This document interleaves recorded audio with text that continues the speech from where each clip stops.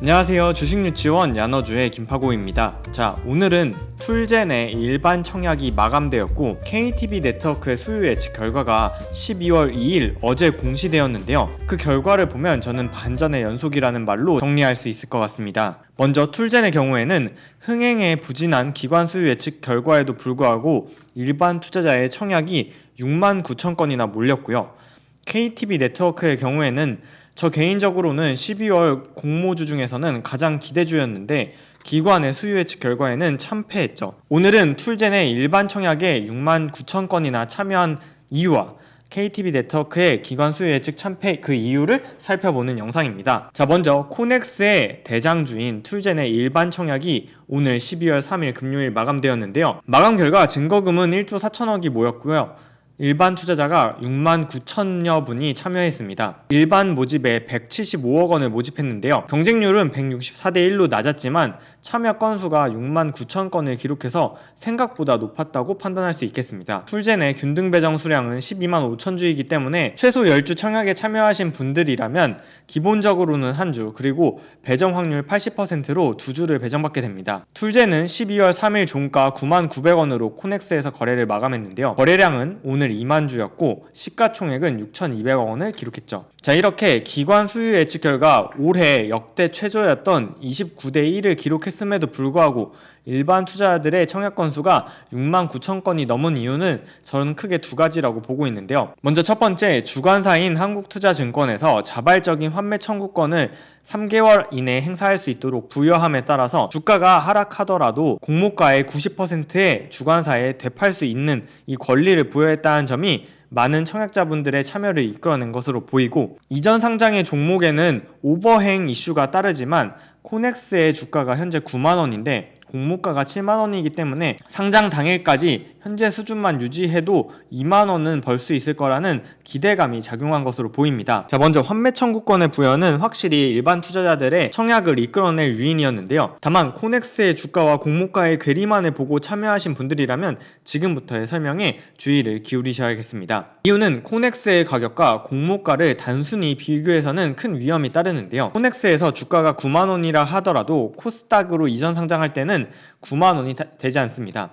그 이유는 바로 주식수의 차이에 있기 때문인데요. 먼저 코넥스 종가인 9만 900원 기준으로는 툴젠의 시가총액이 6,200억 원인데요. 이번에 코스닥에 이전 상장을 하면서 신주 100만 주를 모집하고 여기에 주관사의 의무 모집 수량인 3만 5천 주가량이 더해지면서 실제로 코스닥에 이전 상장할 때는 주식수가 780만 주로 늘어나게 됩니다. 따라서 같은 시가총액인 6,200억 원을 유지한다고 가정해도 실제 코스닥 시장에 오면 그 가격은 9만 원이 아니라 7만 9천 원이 돼야 현재 시가총액과 같은 수준이 되는 거죠. 또한 툴젠의 경우에는 주식 매수 선택권과 신주 인수권이 부여되어 있기 때문에 이러한 희석 가능 주식을 포함했을 경우에 시가총액 6,200억 원은 코스닥 시장으로 상장할 경우에는 7만 5천 원에 해당하기 때문에 이 점을 유의하실 필요가 있습니다. 또한 두 번째로 코넥스에서는 거래량이 극히 적기 때문에 주가의 신뢰성이 조금은 낮다고 볼 수 있는데요. 툴젠이 최근 10일 동안 거래된 코넥스에서의 거래량을 평균해보면 열흘 동안의 평균 거래량이 2만 6천 주인데요. 이러한 툴젠이 다음 주 금요일 12월 10일 날 코스닥에 상장하게 되면 유통 가능한 물량만이 500만 주가 넘기 때문에 10일 평균 거래량의 무려 190배가 넘는 주식이 거래된다는 뜻입니다. 따라서 코넥스에서 9만 원에 거래된다고 해서 이전 상장될 때 그 가격을 유지할 수 있을 거라고 보기 어려운 부분이 바로 이러한 적은 거래량 때문입니다. 이러한 툴젠에 청약을 하셨다면 두 가지 점은 꼭 알아두셔야 하는데요. 먼저 첫 번째, 환매 청구권 유의사항입니다. 환매 청구권은 주관사에서 일반 청약에 참여한 일반 청약자들에게 권리를 부여하는 것인데요. 해당 공모 주식을 매도하거나 배정받은 계좌에서 인출하거나 혹은 타인으로부터 양도받은 경우에는 권리 행사 가능 주식에서 제외됨을 꼭 유의하시기 바랍니다. 즉 매도뿐만 아니라 해당 주식을 다른 계좌로 출고할 경우에도 환매 청구권이 사라진다는 점 유의하세요.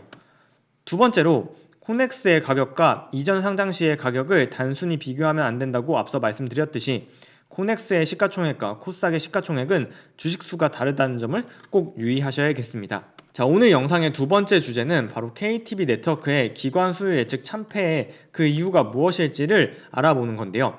아무래도 KTB 네트워크를 12월 공모주 가장 기대주로 꼽았던 저 역시 이러한 기관 수요 예측 결과에 상당히 당황스러운데 그 이유가 무엇인지를 생각해 보았습니다. 먼저 KTB 네트워크가 12월 2일 어제 기관 수요 예측 결과를 공시했는데요. 경쟁률이 50대 1을 기록하면서 툴젠의 29대 1, K카의 40대 1에 이어서 흥행에 참패했죠.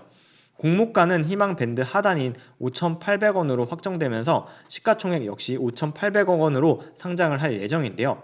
다만 이러한 공모가 산정에서 조금 특이한 점이 기관이 수요 예측 당시에 가격을 신청했던 그 비율을 살펴보면 공모가 상단인 7,200원 이상의 공모 가격을 제시한 기관이 참여 건수로는 45%, 신청 수량 기준으로는 93%나 됐음에도 불구하고 공모가 밴드는 가장 하단인 5,800원에서 결정되었죠. 자, 물론 신청 수량 자체는 기관 투자자의 수요 예측에는 증거금을 걸지 않기 때문에 청약 수량을 과대해서 참여할 수 있겠지만 참여 건수로 본다고 해도 7,200원 이상 참여하거나 가격을 제시하지 않고 받아가겠다고 했던 기관이 전체 참여 기관의 200개의 50%나 차지했음에도 불구하고 희망 밴드가 5,800원으로 확정된 것은 아무래도 주관사가 최근에 증시 하락 부분을 고려한 것이 아닐까 하는 생각이 듭니다. 이렇게 기대했던 KTB 네트워크의 기관 투자자들이 몸을 사린 이유로는 크게 두 가지 이유를 꼽고 있는데요.